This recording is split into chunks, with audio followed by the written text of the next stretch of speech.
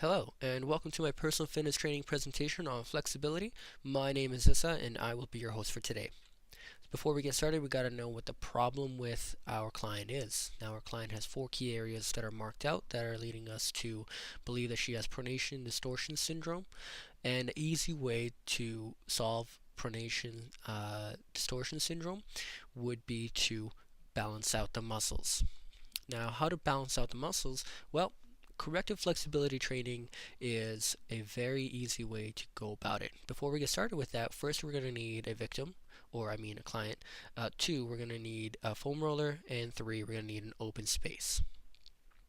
Let's go. So the first area we're going to get started off with is going to be the IT band.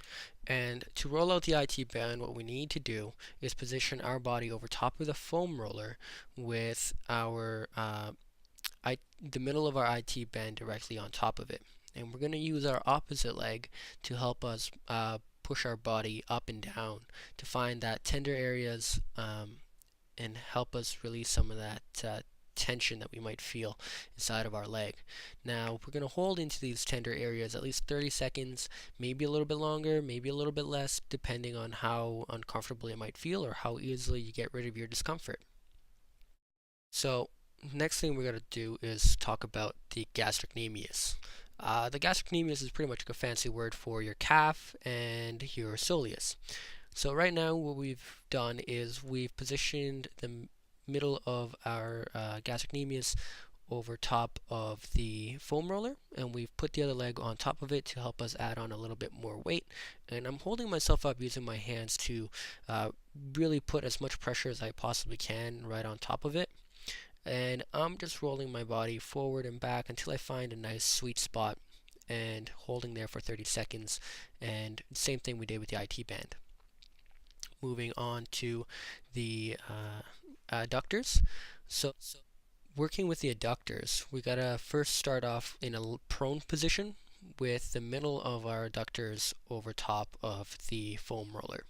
Now with the foam roller, we're going to do is we're going to move our body from side to side, not so much as up and down anymore, only to find the tender areas like we did before. And we're going to hold it there for 30 seconds, maybe a little bit longer, maybe a little bit less, until we've released all that tension, or at least until the area doesn't feel as uncomfortable as it did before. It's very important to put on as much pressure as possible, and it will hurt if you have really tense adductors. Next up, we're going to be talking about the rectus femoris. Now, the rectus femoris is located on the front side of our body, so it makes this relatively easy to roll out.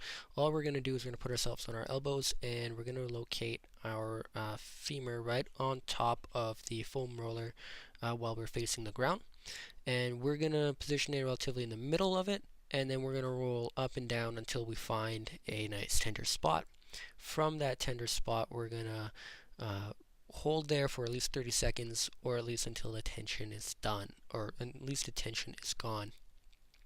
It's very important for us to put on as much pressure as our body can allow to help us get really deep into the tissue and roll out as much as possible. And you thought we were done. I was just kidding. Here's a bonus round for you. So with this one, it's just another way for us to stretch out the rectus femoris. Now, all the other ones required us to have a foam roller. This one's something that a lot of yogi or yoga people like to do. There's like a beginner, a moderate, and then an advanced version to this.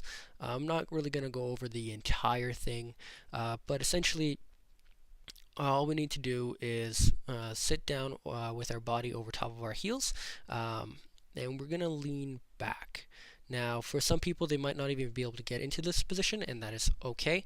All you got to do is go up into a nice high position and place your arms on the ground and force your hips forward, and you'll feel as much of a stretch as you would have with the foam roller. It's only less aggressive, and it can really help out with the fascia buildup. And thank you so much for watching. My name is Issa, and have a wonderful day.